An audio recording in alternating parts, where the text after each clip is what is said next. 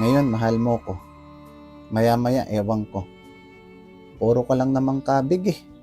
Sanay na sanay ka na ako lang yung nag-a-update, naglalambing sa'yo. Pero pagdating sa parte mo, yung lambing mo, Diyos ko, ang tabang. Pag-a-update mo, sobrang batugan mo. Pag may problema ka, gusto mo mag-isa, gusto mo magsulo.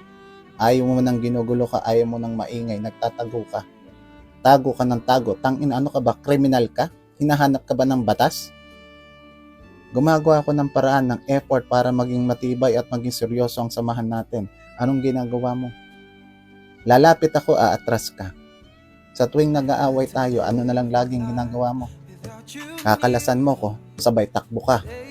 Ano na naman ang linyahan na babanatan mo sa akin? Mahal naman kita. Yun nga lang sa tanging paraan alam ko.